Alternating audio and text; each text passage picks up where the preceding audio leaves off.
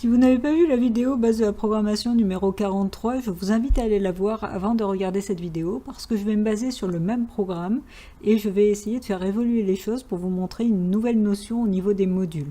Alors je vous rappelle rapidement ce que fait le programme.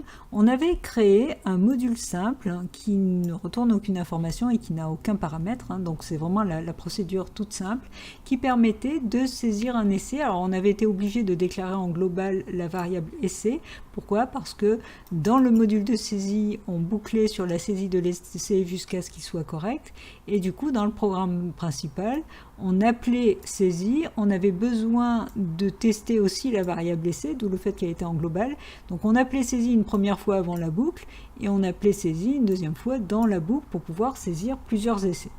Alors maintenant, ce que j'aimerais, c'est aller un peu plus loin et l'air de rien, ce qu'on n'a pas, enfin je ne sais pas si vous avez remarqué, mais ce qu'on n'a pas fait, c'est tester aussi la saisie de la première valeur.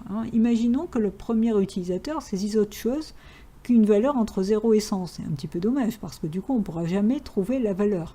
Donc on va éviter de faire confiance au premier utilisateur et on va mettre dans une boucle, donc encore dans un do while, on va mettre donc le test de la saisie. Donc là, voilà, et je vais reprendre le même while finalement que j'ai fait dans le module, mis à part que au lieu de tester essai, on va tester valeur. Donc là, je remplace essai par valeur, et pareil ici, valeur. Voilà. Alors, donc, on est d'accord que maintenant, tout est testé, aussi bien la valeur de départ que les essais qui suivent. Alors, vous sentez bien que là, on a quand même quelque chose qui est extrêmement ressemblant à la boucle que j'ai dans le module de saisie. Il y a quand même une différence notoire, c'est que là, on saisissait dans essai, et là, on saisit dans valeur. L'idéal, ça serait qu'au lieu d'avoir un module qui permet de saisir les essais, j'aimerais un module qui permette de saisir juste un nombre contrôlé entre 0 et 100, et puis ce nombre, j'aimerais pouvoir l'utiliser soit pour le mettre dans valeur, soit pour le mettre dans essai. Et bien ça c'est possible si je transforme mon module tout simple en fonction, en module qui retourne une information. Alors pour ça, il faut qu'à l'intérieur, je déclare une variable nombre, parce que je ne saisis pas dans essai ou dans valeur, je vais saisir directement dans une variable locale à mon module. Donc là, je vais remplacer essai par nombre. Voilà. Du coup, ma variable essai, je n'en ai plus besoin en variable globale, donc je vais l'effacer ici, et d'ailleurs je vais la remettre en déclaration locale dans mon programme principal. Et mon module saisie, il faut qu'il retourne ce nombre qui a été saisi. Et ça, c'est possible en faisant un return à la fin du module. Donc, je précise que je veux retourner nombre. Mais quand on écrit ceci, il faut aussi préciser pour le module saisie quel est le type, quel est son type, c'est-à-dire l'information, le type de l'information qui va retourner. Alors, c'est un int qui va retourner. Donc, du coup, à la place de void, je mets int. Et là, j'ai modifié tout simplement ma procédure en fonction. Donc c'est toujours un module, mis à part que c'est un module qui retourne une information. Donc je n'ai plus de variable globale, j'ai juste un nombre en local qui va être rempli par une valeur forcément entre 0 et 100. Et à la fin de l'appel de saisie, je retourne nombre. Du coup, dans mon programme principal, au lieu de faire une première boucle qui permet de vérifier que valeur est bien entre 0 et 100 et de saisir valeur, je remplace toute cette boucle par l'appel de saisie que j'affecte à valeur. Donc saisie se comporte exactement comme une information, comme une valeur, enfin plutôt comme une variable.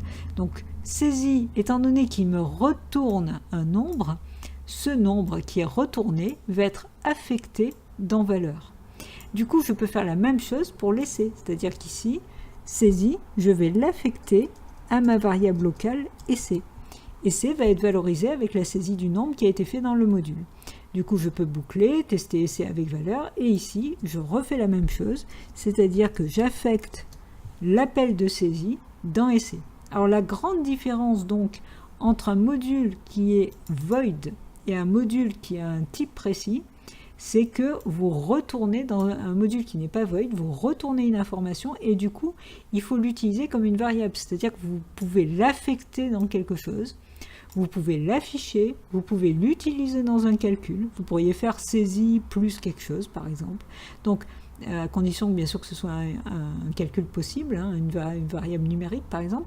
Donc ça ne s'utilise pas comme un void qui est juste un morceau de code qui est mis ailleurs et qu'on copie-colle à l'endroit où on veut. Voilà, donc là j'ai transformé le programme de façon à l'optimiser et à utiliser donc cette fonction saisie. Alors maintenant que c'est fait, je vais bien sûr tester pour voir si ça fonctionne. Alors, il me demande entre un essai. Ah, vous voyez, il y a un petit détail qu'on a oublié de corriger, donc on va le corriger tout de suite. C'est-à-dire que le message qu'on avait dans le module, c'était entre un essai, parce qu'à l'époque, il fonctionnait que pour des essais. Alors, c'est plus entre un essai, c'est entre un nombre quelconque.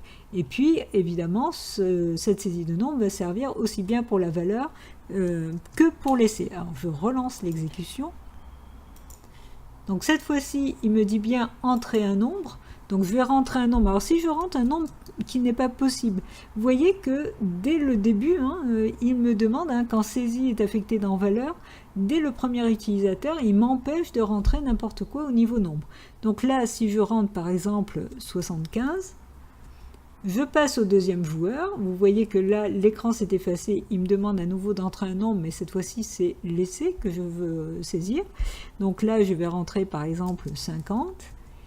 Il me dit que c'est trop petit. Si je saisis quelque chose qui n'est pas possible, il me redemande. Il n'affiche ni trop petit ni trop grand. Donc il a bien contrôlé aussi la saisie. Si je rentre 80, il me dit trop grand. Et si je rentre 75, là, il me dit que j'ai trouvé en 3 fois. Donc, vous voyez, le programme a marché. Le but, c'était surtout de vous montrer donc, cette évolution de module où on peut créer une fonction qui retourne une information. Évidemment, on va faire quelques exercices là-dessus et ensuite, on essaiera d'aller encore plus loin en voyant la notion de paramètres. Donc, je vous dis à très bientôt et surtout, pensez à coder.